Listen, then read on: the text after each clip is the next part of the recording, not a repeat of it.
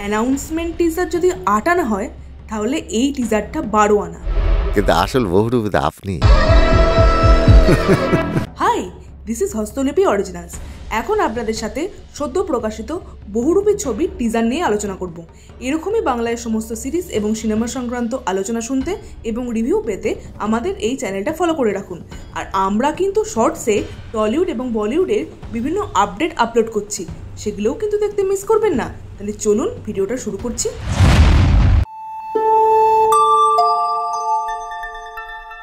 হস্তলিপি originals, the ultimate filmy dose.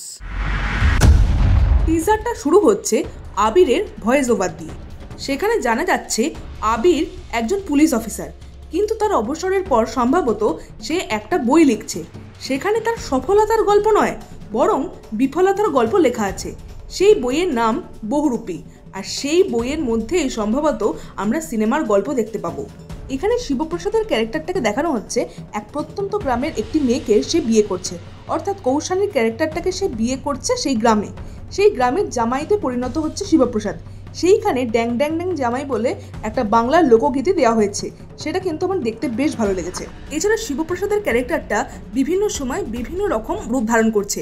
কখনো সে উকিলের রূপ ধারণ করছে, কখনো বিভিন্ন অন্যান্য রূপ ধারণ করে সে ডাকাতি করছে, যেটা কিন্তু দেখতে বেশ ভালো লাগছে। এখানে আবিরের ক্যারেক্টারটার বিভিন্ন চেজিং সিকোয়েন্স আছে এবং অ্যাকশনের দৃশ্য সামান্যই কিছুই দেখা যাচ্ছে, যেগুলো কিন্তু দেখতে বেশ ইমপ্রেসিভ লাগছে। এখানে আবির এবং শিবপ্রসাদ দুজনেরই পার্সোনাল লাইফের সম্বন্ধে কিছু দৃশ্য রাখা হয়েছে।